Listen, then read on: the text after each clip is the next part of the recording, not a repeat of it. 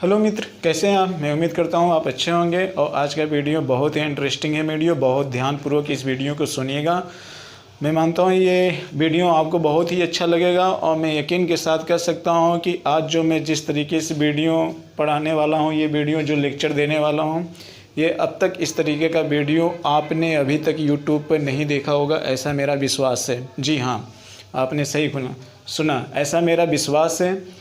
आज का जो वीडियो बहुत ही इंटरेस्टिंग है। हालांकि ये वीडियो मैं वन लाइनियर के ही रूप में लेकर आया हूँ, बट वन लाइनियर के रूप में बताने से पहले मुझे कॉन्सेप्ट क्लियर करना पड़ेगा आपका। अगर आपका यहाँ पे कॉन्सेप्ट क्लियर हो जाएगा मित्र, तो ये मान लीजिए कि इतिहास में जो सबसे कन्फ्यूजन की स्थिति होती है उत्तर भारत और दक्षिण भारत को लेकर, तो वो कन्फ्यूजन की स्थिति यहाँ आपकी काफ़ी दूर होने वाली है। जी हाँ, और ख़ास तौर ये टॉपिक में बहुत ज़्यादा कन्फ्यूजन की स्थिति बनी रहती है। इसलिए मैं ये कहना चाहूँगा, इस वीडियो को बहुत ही ध्यानपूर्वक आप सुनिएगा। हालांकि वन लाइनियर के रूप में वीडियो में प्रस्तुत किया हूँ यहाँ पे, और मैं कम से कम टाइम में ही आपका ढेर सारा कॉन्सेप्ट क्लियर करने की पूरी कोशिश करूँगा। ठीक है मित्र, इसलिए इस वीडियो को बहुत ध्यानपूर्वक सुनिएगा, ये इतिहास के वीडियो को। ठीक है, तो आइए स्टार्ट करते हैं बिना समय गवाए। देखिए मित्र, यहाँ पर लिखा हुआ है विजयनगर साम्राज्य और यहाँ पर लिखा हुआ बहमनी साम्राज्य। आपने इतिहास के विषय में विजयनगर साम्राज्य और बहमनी साम्राज्य का नाम सुना होगा। जी हाँ, विजयनगर साम्राज्य और बहमनी साम्राज्य का स्थापना कब हुआ था, तो आप ये जान लीजिए, जिस समय दिल्ली सल्तनत काल में एमबीटी का दौर चल रहा था, एमबीटी का शासन काल चल रहा था, उसी समय दक्षिण भारत में दो विशाल साम्राज्य का उदय होता है। एक साम्राज्य का नाम होता है बहमनी साम्राज्य और दूसरा साम्राज्य का नाम होता है विजयनगर साम्राज्य। ठीक है मित्र, पूरा लेक्चर ध्यान से सुनिएगा, तो दो साम्राज्य का उदय होता है, एक बहमनी साम्राज्य का उदय होता है, एक विजयनगर साम्राज्य का उदय होता है। जैसा कि आप जानते हो कि एमबीटी का समय कब से स्टार्ट होता है, तो 1325 ईस्वी से लेकर संभवतः 1351 ईस्वी तक रहता है। उसी समय 1336 ईस्वी में विजयनगर साम्राज्य की स्थापना होती है और 1347 में बहमनी साम्राज्य का उदय होता है। ठीक है मित्र, तो यहाँ पे ध्यान दीजिएगा, विजयनगर साम्राज्य जो पूरा विजयनगर साम्राज्य है और बहमनी साम्राज्य है और दिल्ली सल्तनत का दौर चल रहा था। तो पहले हम इसका भारत में भौगोलिक रूप से लोकेशन जान लें कि आखिर में ये भौगोलिक रूप से ये तीनों कहाँ पर स्थित है। तो दिल्ली सल्तनत काल में एमबीटी का जो दौर चल रहा था, वो ये मान के चलते हैं कि 1351 में आते आते एमबीटी का जो शासन था वो विंध्याचल पर्वत के उसी पार सिमट कर रह गया, यानी कि उत्तर भारत में। जबकि दक्षिण भारत में आएंगे मित्र, तो विंध्याचल पर्वत से लेकर जो आपकी कृष्णा नदी है, जी हाँ, जो कृष्णा नदी है, कृष्णा नदी तक यहाँ पर बहमनी साम्राज्य का पूरा प्रचार प्रसार हो गया था। और जबकि कृष्णा नदी के दक्षिण में जाएंगे, तो कृष्णा नदी के दक्षिण में देखेंगे तो वहाँ पर विजयनगर साम्राज्य अपना पूरा साम्राज्य विस्तार कर लिया था। जी हाँ, तो ये चीज़ आपको थोड़ा सा ध्यान में रखना चाहिए। कृष्णा नदी से लेकर विंध्याचल पर्वत के बीच में बहमनी साम्राज्य था और कृष्णा नदी के जब नीचे आएंगे तो विजयनगर का पूरा विस्तार हुआ था। तो अब इसी चीज़ को समझना है मित्र, किस तरीके से विजयनगर के साम्राज्य के शासकों ने अपने साम्राज्य का विस्तार किया था। और विजयनगर ने अपनी राजधानी प्रारंभ में कहाँ बनाई हुई थी, तो प्रारंभ में उन्होंने अपनी राजधानी जो बनाई हुई थी वो हम्पी में बनाई हुई थी, जो कर्नाटक में पड़ता है। ठीक है, और जबकि बहमनी ने अपनी राजधानी प्रारंभ में कहाँ से प्रारंभ स्टार्ट किया, तो वो देवगिरी से प्रारंभ किया था। देवगिरी का मतलब अगर हम बोलें तो दौलताबाद, जिसका नाम एमबीटी ने देवगिरी से बदलकर दौलताबाद रख दिया था। तो वहीं का एक एमबीटी का शासन था जिसे हंसन गंगू के नाम से जाना जाता था। तो जैसे एमबीटी का जो सत्ता कमज़ोर होती है, उसका शासन कमज़ोर होता है, क्योंकि उसको एक संघीय शासक के रूप में जाना जाता है। उसी संकीर्ण शासक का मतलब उसकी गलतपूर्ण नीतियों की वजह से उसका साम्राज्य का पूरी तरीके से विघटन हो जाता है। इसी के फायदा उठाकर हसन गंगू ने बहमनी साम्राज्य को क्या कर दिया, बहमनी साम्राज्य को स्वतंत्र घोषित कर दिया। जी मित्र, बहमनी साम्राज्य को उसने क्या घोषित कर दिया, स्वतंत्र घोषित कर दिया था। तो इतनी बातें आपको समझना है। तो देखिए, पहली चीज़ ये जान लीजिए कि विजयनगर साम्राज्य और बहमनी साम्राज्य ये दोनों का उदय लगभग एक साथ ही होता रहता है और दोनों के बीच आपस में इंटरनल युद्ध चलता है। और वो युद्ध किस तरीके से चलता है, वह युद्ध जो चलता है मित्र, वो रायचूर पठार को लेकर, रायचूर मैदान को लेकर चलता है। रायचूर मैदान जो भारत में कृष्णा नदी है और तुंगभद्रा नदी उसी बीच की नदी के में पड़ता है रायचूर, और रायचूर का मैदान एक उपजाऊ भूमि के रूप में जानी जाती थी। इसी को लेकर विजयनगर के शासकों और बहमनी साम्राज्य के बीच में हमेशा युद्ध होता रहता था, हमेशा युद्ध होता रहता था। ठीक उसी तरीके से मान लेते हैं जिस तरीके से कभी कन्नौज को लेकर प्रतिहार और पालवंश आपस में युद्ध किया करते थे, उसी तरीके से दक्षिण भारत में अगर हम देख लेते हैं तो दक्षिण भारत में रायचूर मैदान जो कृष्णा और तुंगभद्रा नदी के बीच में पड़ता है, उसको लेकर बहमनी साम्राज्य और विजयनगर के साम्राज्य के बीच में युद्ध हुआ करता था। ठीक है, तो ये एक थोड़ी सी पृष्ठभूमि आप देख रहे हो। अब देखते हैं दूसरा खंड में हम देख लेते हैं। देखिए मित्र, जो विजयनगर साम्राज्य था उसको 4 भागों में बांट के अध्ययन किया जाता है। एक संगम वंश, एक सुलु वंश, एक तुलु वंश, एक आर्वेडु वंश। जी हाँ, ये विजयनगर साम्राज्य जो था, विजयनगर पूरी तरीके से ये 4 वंशों में चलता है। इसका प्रारंभ 1336 से प्रारंभ होता है और लगभग 1649 में जाते जाते आर्वेडु वंश तक इसका विजयनगर साम्राज्य का पूरी तरीके से अंत हो जाता है, पूरी तरीके से ध्वस्त हो जाता है। फिर उसके बाद कुछ समय के बाद अंधकार युग रहता है, फिर बाद में मैसूर का जन्म होता है। ठीक है मित्र, लेकिन उसके पहले हम जान लेते हैं कि 1649 यानी 1336 से लेकर 1649 की तो बहुत दूर की बात है, विजयनगर का अस्तित्व खतरे में पड़ जाता है। लगभग हम देखते हैं तो 1375 ईस्वी में ही खतरे में अस्तित्व पड़ जाता है। 1336 से लेकर 1375 तक तो स्थिति विजयनगर की बहुत अच्छी थी। उसने ढेर सारे ऐसे शासक थे कि जो एक तरीके से पूरे तमिलनाडु और कर्नाटक और कृष्णा नदी तक का पूरा क्षेत्र अपने अधिकार क्षेत्र में लिया हुआ था और यहाँ तक कि वो श्रीलंका तक भी चले गए थे। लेकिन 1375 के बाद हुआ क्या मित्र कि बहमनी साम्राज्य के शासकों ने क्या किया कि बहमनी साम्राज्य के शासकों ने विजयनगर में हस्तक्षेप करना चालू किया और विजयनगर के साम्राज्य का जो क्षेत्र पड़ता था, यानी कि जो कृष्णा नदी वाला बेल्ट पड़ता था, कर्नाटक और तमिलनाडु वाला क्षेत्र, वहाँ पर भी उन्होंने हस्तक्षेप करना चालू कर दिया। गोवा तक वो धीरे धीरे पहुँच आए थे। क्यों? क्योंकि इस समय 1375 के बाद विजयनगर साम्राज्य के जो शासक थे वो काफ़ी कमज़ोर हो चुके थे, लेकिन उनकी खोई हुई प्रतिष्ठा को वापस लाता है कौन? तुलु वंश का एक शासक था कृष्णदेव राय। जी हाँ, कृष्णदेव राय जब आता है 1509 में आता है तो वो विजयनगर के साम्राज्य की खोई हुई प्रतिष्ठा को वापस लाता है। फिर वो न केवल अपने पुरानी भूभाग को ग्रहण करता है, बल्कि उसने बहमनी साम्राज्य में गोलकुंडा जैसे क्षेत्रों पर भी उसने विजय प्राप्त किया था, बिदर जैसे क्षेत्रों पर उसने विजय प्राप्त कर लिया था। लेकिन जैसे ही कृष्णदेव राय मरता है मित्र, वैसे ही क्या होता है, वैसे ही फिर बहमनी साम्राज्य पूरी तरीके से विजयनगर पर क्या कर देते हैं, चढ़ाई कर देते हैं। और इसके बाद विजयनगर साम्राज्य कभी उभर कर आगे नहीं आ पाता, यानी कि वो धीरे धीरे वो संकुचित होते चले जाते हैं और जो बहमनी साम्राज्य होते हैं वो धीरे धीरे सुदूर दक्षिण तक भी फैलते चले जाते हैं। जी हाँ, धीरे धीरे दक्षिण भारत में प्रचार प्रसार कर ही देते हैं और अपने क्षेत्र में तो प्रचार प्रसार मतलब फैलाव विस्तार, अपने साम्राज्य का विस्तार तो कर ही लेते हैं और अपने धर्म का भी प्रचार प्रसार करते थे कितने लोग। तो अब वो केवल कृष्णा नदी से लेकर दक्षिण भारत तक उनका हो गया और प्लस विंध्याचल, यानी पूरे दक्षिण भारत को इन्होंने क्या कर लिया, अधिग्रहण कर लिया। किसके मरने के बाद? कृष्णदेव राय मरने के बाद। ठीक मित्र, तो ये थोड़ी सी ये इसको समझते रहिएगा।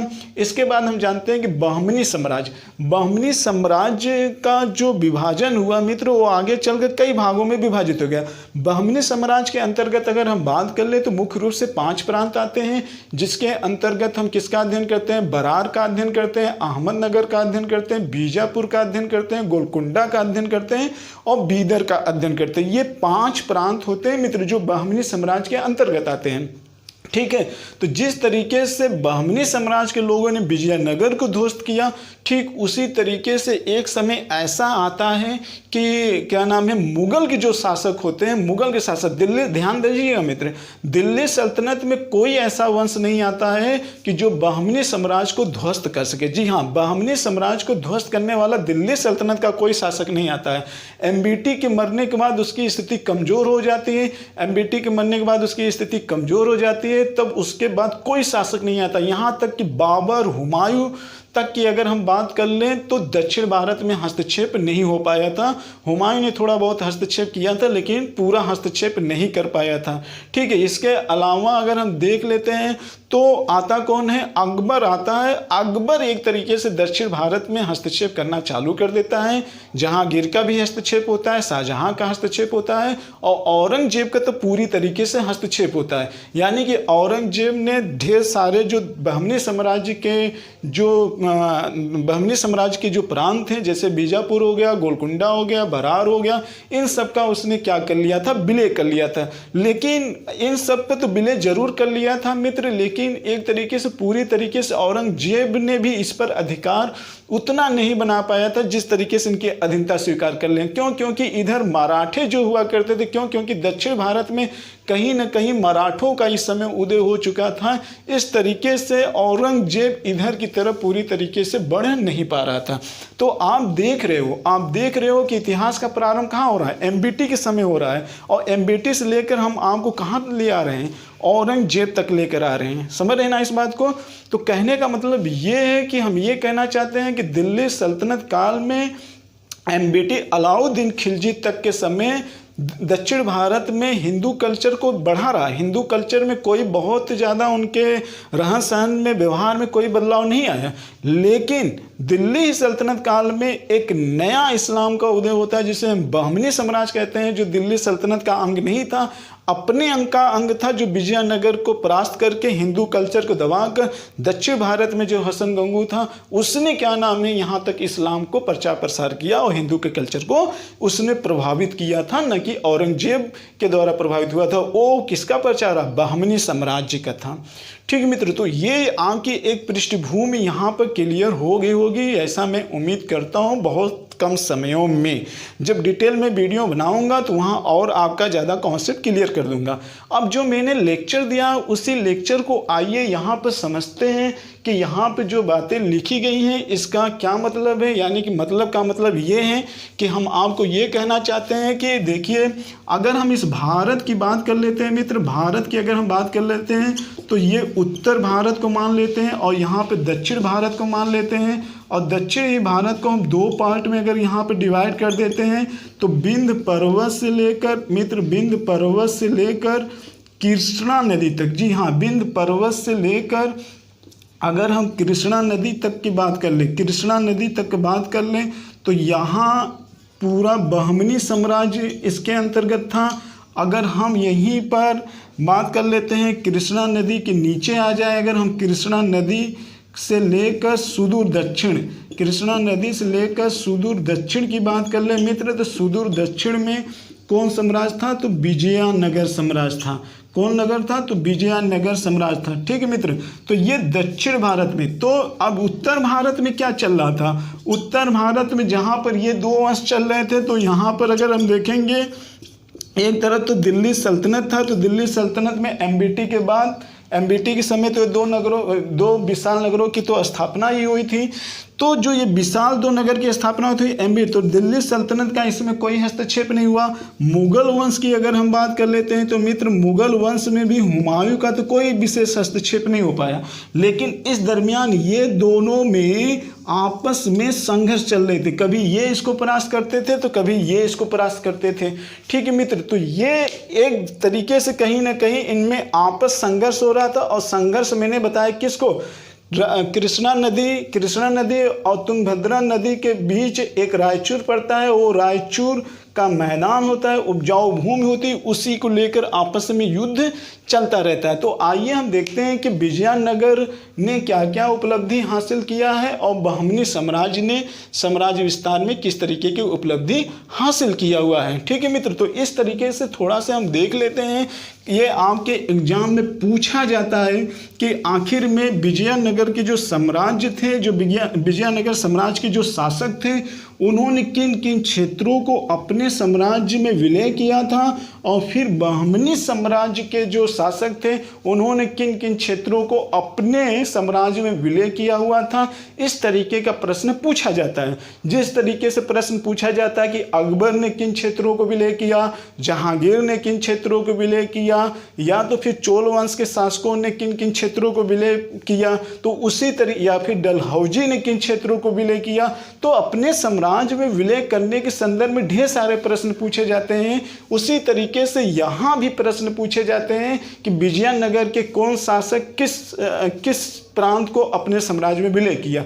हाँ, लेकिन यह है कि इस पर बहुत ज़्यादा लोग चर्चा नहीं करते हैं, क्योंकि अब तक यहाँ से प्रश्न पूछा ही नहीं गया, या तो एक आध दो बार प्रश्न पूछा गया, लेकिन आयोग का पैटर्न देखते हुए इस टॉपिक को मैंने यहाँ पर उठाया ताकि इस टॉपिक के प्रति आपका इंटरेस्ट जग सके और आपका कॉन्सेप्ट भी क्लियर हो जाए। ठीक है मित्र, तो बहुत कम समयों में आपका कॉन्सेप्ट मैंने क्लियर कर दिया है। अब आते हैं जो अभी मैंने कहा विलय के संदर्भ में, उस चीज़ को भी देख लेते हैं। तो देखिए मित्र, यहाँ पर लिखा है हरियर बुक्का। जी हाँ, हरियर और बुक्का, इन दोनों का मित्र हम टाइम पीरियड मान लेते हैं तो लगभग अगर हम ले लेते हैं 1336 से लेकर 1375 तक एक वर्चस्व की इनकी भूमिका थी। तो इन्होंने हम्पी हस्तानवली का विजय किया। ठीक है, मतलब छोटे कोई भी शासक होता है मित्र तो कबीले से ही उठता है, और कबीले से उठकर वो धीरे धीरे अपने साम्राज्य का विस्तार करता है। चाहे वो चंद्रगुप्त मौर्य की बात कर लो, चाहे वो बाबर की बात कर लो, चाहे वो शेरशाह सूरी की बात कर लो। ठीक है मित्र, तो कबीले से ढेर सारे लोग ही उठे रहते हैं, तो इनका उसी तरीके से है। तो ये हम्पी हस्तांतरी विजयनगर को विद्यानगर कहा जाता है कि विजयनगर की इन्होंने क्या की, स्थापना भी की। ठीक है मित्र, तो बादामी की विजय, देखिए यहाँ पे लिखा है बादामी की विजय। जी वही बादामी का विजय, जिस तरीके के जहाँ का शासक कौन रहता था, जहाँ का शासक आप कह सकते हैं पुलकेशियन द्वितीय था, वहाँ तक इन्होंने विजय कर लिया था। जी हाँ, वहाँ तक उन्होंने विजय प्राप्त कर लिया था जो कल्याणी के चालुक्य थे। ठीक है, यानी कि इस समय जो 1336 की बात कर ले तो इस समय कोई बहमनी साम्राज्य का तो उदय हुआ ही नहीं था, 1347 में उदय हुआ था, तो इनको फैलने का बड़ा मौका मिल रहा था। तो ये गोदावरी नदी तक भी चढ़ाई कर दिए थे कृष्णा नदी को पार करके। फिर देखते हैं मित्र, हरियर द्वितीय रहता है। हरियर द्वितीय ये तो कृष्णा नदी के उत्तर में गए, ये तो कृष्णा नदी में क्या है, ये कृष्णा नदी के उत्तर में गए। अब देख लेते हैं कि हम्पी से किधर जा रहे हैं, सुदूर दक्षिण की बात कर लेते हैं।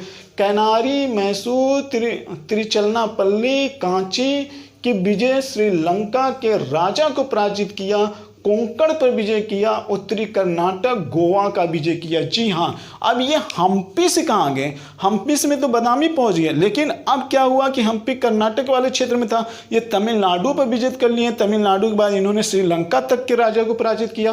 फिर गोवा वाला क्षेत्र जो कर्नाटक और महाराष्ट्र के बीच का एक विलय जोन्स बनाता है, एक सीमा बनाता है, वहाँ तक इन्होंने विजय प्राप्त कर लिया। कौन, यही विजयनगर के शासक, किसने, विजयनगर के शासक हरियर द्वितीय ने। ठीक है मित्र, तो ये बुक्का वाली बात है, इसी में थे, हरियर प्रथम और बुक्का एक ही में थे। तो अब इन्होंने पराजित किया, तो तमिलनाडु के राज्य तक इन्होंने जीता था, मदुरा, रामेश्वरम, ये यही जीत लिए थे। हरियर बुक्का प्रथम तमिलनाडु को भी मिला लिया था, हरियर द्वितीय श्रीलंका तक पहुंच गया था, गोवा तक पहुंच गया था। आप देख रहे हैं कि ये अपने साम्राज्य का विस्तार कर रहे थे। क्यों, क्योंकि बहमनी साम्राज्य के जो शासक थे अभी ये अपने उच्चतर स्तर पर नहीं आए हुए थे और दिल्ली सल्तनत के जो शासक थे वो आंतरिक जो विद्रोह हो रहे थे उसी को दबाने में लगे हुए थे और साम्राज्य का विस्तार कर रहे थे। ऐसे स्थिति का फायदा कौन उठाया? विजयनगर साम्राज्य। तो इसीलिए मैं कहता हूँ मित्र, इस समय का जो दौर चल रहा था, भारत में जितना विजयनगर का विस्तार हो रहा था, जहाँ यहाँ पे चित्रकला और संगीतकार का विस्थापन हो रहा था, एक तरीके से अपने क्लासिकल युग के दौर से गुजर रहा था, उस समय दिल्ली सल्तनत उतना ज़्यादा डेवलपमेंट नहीं हो पाया था। ठीक है, तो ये थोड़ा सा ध्यान रखिएगा। देवराय द्वितीय, इन्होंने आंध्र की विजय की और इसने क्या किया? ये संगम वंश का शासक था मित्र। देवराय द्वितीय ये संगम वंश का शासक था और इस समय 15वीं शताब्दी का मध्य का दौर चल रहा था। 15वीं शताब्दी के मध्य का जो दौर चल रहा था, ऐसे ही स्थिति में देखा जाए तो ये पूरी तरीके से क्या किया था? ये एक तरीके से पूरी तरीके से इसने क्या किया था? पूरी तरीके से ये एक तरीके से ये अपना जो आंध्र विजय था, उड़ीसा विजय था, वहाँ तक पहुँच चुका था। ठीक है, आंध्र विजय हो गया था और उड़ीसा पर इसने विजय प्राप्त कर लिया था। देवराय द्वितीय तो ये भी एक बहुत प्रतापी शासक के रूप में जाना जाता था, बहुत ही प्रतापी शासक के रूप में जाना जाता था। लेकिन देवराय द्वितीय के मरने के बाद विजयनगर में एक तरीके से अंधकार का युग आ गया था। जी हाँ, देवराय के मरने के बाद विजयनगर में एक तरीके से अंधकार का युग आ गया था, यानी कि विजयनगर की पूरी प्रतिष्ठा खो जाती है। फिर उसके बाद देखेंगे कृष्णदेवराय का नाम तो आपने सुना ही होगा। इसका नाम तो बाबर ने अपने तुझके ए बाबरी में भी नाम जिक्र किया है। तुझके ए बाबरी में कहा है अपने बेटे हुमायूं से कि दक्षिण भारत में कृष्णदेवराय बहुत महाप्रतापी शासक है, इसलिए उसके तरफ निगाह उठा कर मत देखना। जी हाँ, यही कारण था कि हुमायूं विंध्याचल पर्वत को डाक कर दक्षिण भारत में आक्रमण करने की कभी भी उसकी हिम्मत नहीं पड़ी। क्यों? क्योंकि उसके अपने पिता ने उसको क्या किया था? सावधान कर दिया था। क्या कर दिया था? सावधान कर दिया था। अगर दक्षिण भारत में जाता तो उत्तर भारत को केंद्रीकृत बनाने में क्या हो जाती? उसके सामने काफ़ी ज़्यादा मुश्किलें खड़ी हो जाती। क्यों? क्योंकि इधर कृष्णदेवराय था। लेकिन मित्र, जो देवराय का यहाँ पर मृत्यु हो जाती है और कृष्णदेवराय और देवराय द्वितीय में एक बहुत बड़ा गैप हो जाता है, उसके दरमियान बहमनी साम्राज्य तेजी से अपना विस्तार करते हैं। उसके बाद बहमनी साम्राज्य अपना तेजी से विस्तार करते हैं। ठीक है, और फिर ध्यान रखिएगा, कृष्णदेवराय की मृत्यु होने के बाद पूरा जो विजयनगर साम्राज्य था, आगे वाली जो भावी पीढ़ी थी, वो अपने आप को केंद्रीकृत कभी नहीं कर पाई। 1529 में मरने के बाद जो विजयनगर साम्राज्य के वंश थे वो 1649 तक तो बने रहे, 1649 तक बने रहे, लेकिन वो सिर्फ आकर पूरे क्या हो गए? संकुचित हो गए। वो बहुत ज़्यादा डेवलपमेंट नहीं कर पाए। ठीक है मित्र, तो ये विजयनगर साम्राज्य की बात थी। अब आते हैं, हम देख लेते हैं कि जो बहमनी साम्राज्य के शासक थे, तो बहमनी साम्राज्य के शासक में जो आपने नाम सुना था 1347, इन्होंने 1336 में स्थापना किया था। और बहमन शाह जो था उसे हसन गंगू जो था, इसने क्या किया कि गुलबर्गा पर विजय किया और गुलबर्गा का नाम बदल कर इसने नाम रख दिया हसनाबाद। तो आपसे पूछ सकता है कि आखिर में गुलबर्गा का नाम बदल कर किसने हसनाबाद रखा था? तो ये कौन था? बहमन शाह था। ठीक है, नाम रख दिया गुलबर्गा का नाम बदल के। ये तो भाई पैटर्न है, लोग अपने कल्चर के हिसाब से स्थानीय नाम रखते भी हैं। ठीक है, तो इसीलिए मैं कहता हूँ कि दिल्ली सल्तनत का दक्षिण भारत में बहुत ज़्यादा इस्लामीकरण नहीं हुआ था। ये बहमनी साम्राज्य की वजह से ज़्यादातर दक्षिण भारत में इस्लामीकरण हुआ था। इस चीज़ को हमेशा ध्यान में रखिएगा। इसके बाद देखते हैं मित्र, इन्होंने बरार पर विजय किया, बीदर पर विजय किया, फिर उसके बाद वारंगल के शासक को इन्होंने पराजित किया। तो अब ये देखिए, इस तरीके से ये न केवल उड़ीसा पर बल्कि आंध्र प्रदेश तक इन्होंने 1347 में अपना विस्तार कर लिया था। क्यों? क्योंकि अब जो उधर विजयनगर के शासक थे वो तो दक्षिण की तरफ बढ़ रहे थे, श्रीलंका की तरफ बढ़ रहे थे, गोवा की तरफ बढ़ रहे थे, समुद्र तट की तरफ, और ये आंतरिक क्षेत्र आंध्र प्रदेश वगैरह पर क्या कर रहे थे? अपना विस्तार कर रहे थे। इसके बाद देख लेते हैं मित्र, आता है एक शासक बहमनी साम्राज्य में जिसका नाम रहता है मोहम्मद शाह प्रथम।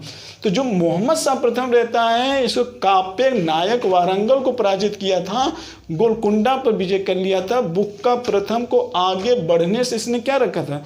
बुक्का प्रथम को इन्होंने आगे बढ़ने से रोका था। किसको? बुक्का प्रथम को इसने आगे बढ़ने से रोका था। यानी कि जो बुक्का इसी समय 1375 में ये जो बढ़ रहे थे कहाँ पे बढ़ रहे थे, ये कृष्णा नदी को पार करके ये इनके क्षेत्र में आ रहे थे, तो इनको रोकने का कार्य कौन किया था, मोहम्मद शाह प्रथम ने रोकने का कार्य किया था। तो इस चीज़ को आप ध्यान में रखिएगा, ठीक है। इसके बाद हम देख लेते हैं जो ये अलाउद्दीन मुजाहिद है, इसके बारे में कई बार प्रश्न पूछा गया है आपके एग्जाम में। अलाउद्दीन मुजाहिद क्या होता है, ये विजयनगर साम्राज्य को क्या कर देता है, पतन कर देता है। जो अलाउद्दीन मुजाहिद है ये क्या करता है, विजयनगर को पराजित कर देता है। क्यों, क्योंकि इस समय हरिहर द्वितीय के बाद कोई शासक देवराय द्वितीय के बीच में कोई ऐसा मजबूत शासक नहीं आता है जो केंद्रीकृत व्यवस्था को बना ले। इसीलिए कारण क्या होता है कि बहमनी साम्राज्य का जो अलाउद्दीन मुजाहिद था वो विजयनगर साम्राज्य को क्या कर देता है, पराजित कर देता है। ध्यान रखिए इस समय कृष्णदेव राय नहीं आता है, कृष्णदेव राय से पहले विजयनगर साम्राज्य एक बार पराजित हो चुका था। इस चीज़ को ध्यान में रखिएगा। हाँ, बहमनी साम्राज्य अपनी शक्ति को क्या कर रहे थे, मजबूत कर रहे थे। अगला देखते हैं कि एक बहमनी साम्राज्य का शासक कहता है ताजुद्दीन फिरोज शाह। ये क्या कर रहे थे, ये विजयनगर के विरुद्ध क्या कर दिए, युद्ध में सफलता प्राप्त करिए। आखिर में मैं बार बार यही कह रहा हूँ कि ये रायचूर पठार को लेकर युद्ध हो चला था।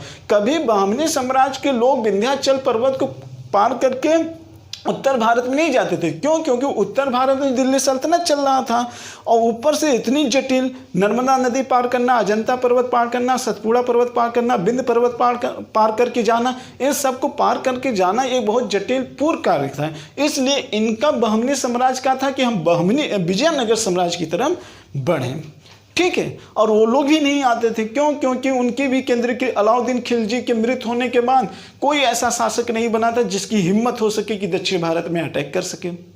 तो ये चीज़ ध्यान रखिए, ये तब सफलता प्राप्त कर रहे थे जब विजयनगर साम्राज्य में कोई मजबूत शासक नहीं होता था। फिर उसके बाद देखते हैं अहमद शाह आ जाता है। अहमद शाह वारंगल की विजय किया, मालवा का विजय किया और विजयनगर को पराजित किया।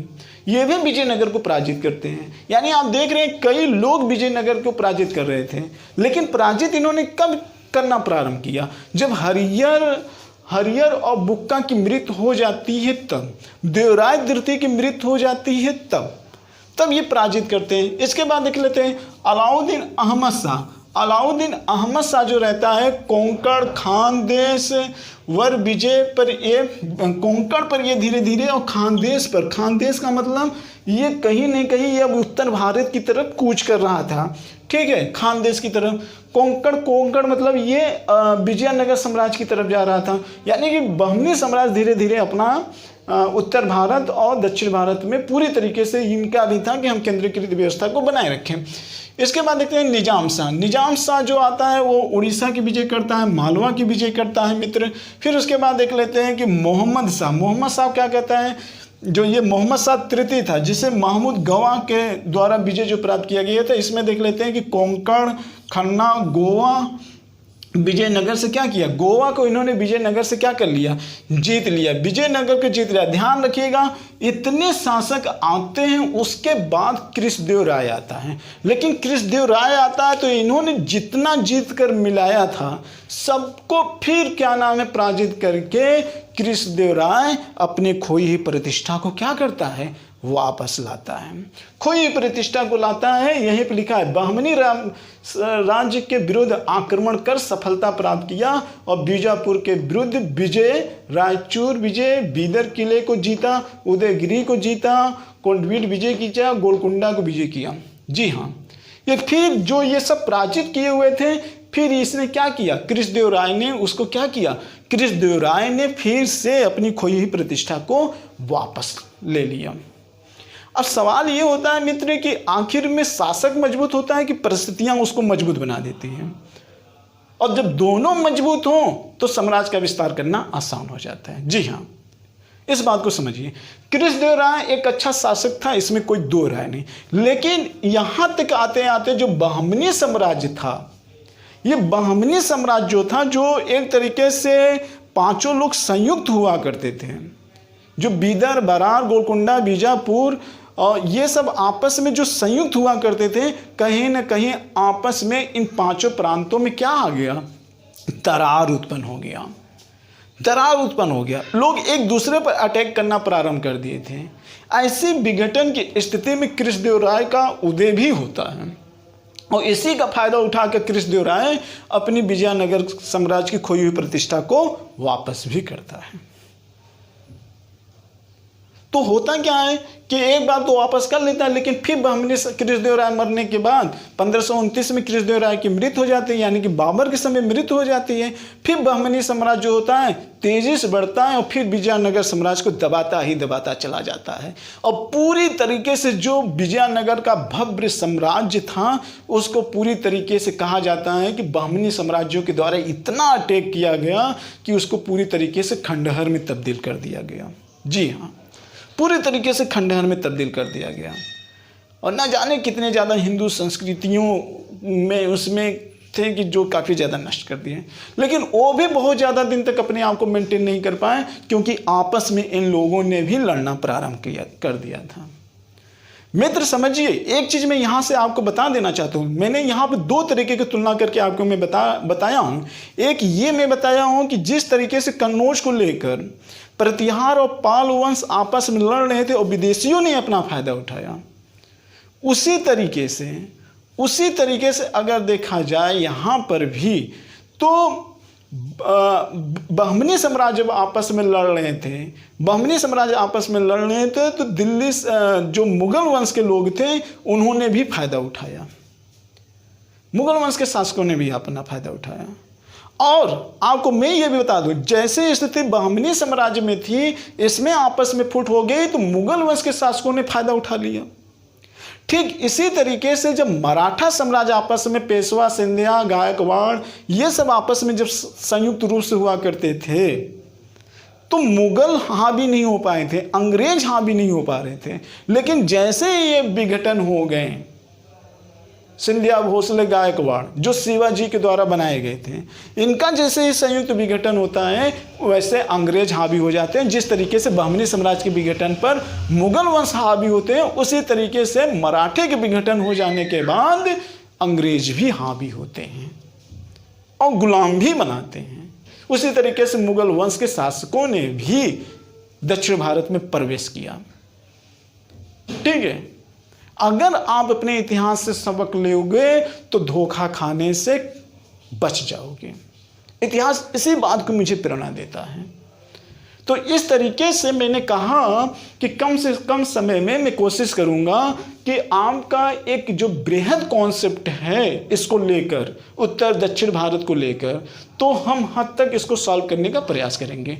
तो इसमें आपको ध्यान क्या देना था, हालांकि बेसिकली मेरा जो लेक्चर आज ये था कि आखिर में कौन शासक ने किस किस चीज़ का विलय किया, यानी कि विजयनगर के साम्राज्यों ने कौन कौन से क्षेत्र मिलाए थे और बहमनी साम्राज्य के शासकों ने कौन कौन से क्षेत्र मिलाए थे, इस चीज़ को पर ध्यान दिलाना था आपका। लेकिन चूंकि टॉपिक ही ऐसी थी कि इंटरलिंक वाली चीज़ें थी, इसलिए मैंने इस टॉपिक को उठाया और इंटरलिंक करने के लिए। ठीक है, तो आप देख लीजिए यूट्यूब पर सर्च करके, इतने कम समयों में इतना ज़्यादा लिंक करके शायद मुझे लगता है कि अभी तक नहीं दिखाया गया होगा। हाँ, ये है कि आने वाले समय में दिखाया भी जा सकता है।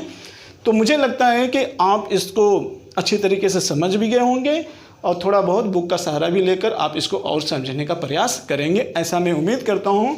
लेकिन नेक्स्ट टाइम में जब डिटेल से लेक्चर लेकर आऊँगा अवधारणात्मक रूप से, तो और बेहतरीन तरीके से इस चीज़ों को आपके सामने मैं रखूंगा। फिलहाल ये वन लाइनियर के रूप में क्यों मैंने इसको बताया, क्योंकि आयोग अपना पैटर्न चेंज कर रहा है। चोल के शासकों में राजेंद्र तृतीय, राजराज, इस सब के बारे में पूछा जाता है कि कौन विलय करते हैं। जस्ट इसके पहले मैंने चर्चा किया है कि विलयों के लेकर क्या नाम है क्वेश्चन पूछे जा रहे हैं मित्र। तो इसी के साथ मैं इस वीडियो का समापन कर रहा हूँ। नेक्स्ट टाइम फिर एक नए वीडियो के साथ मैं आपके सामने फिर उपस्थित हूँगा। इसी के साथ जय भारत, जय हिंद।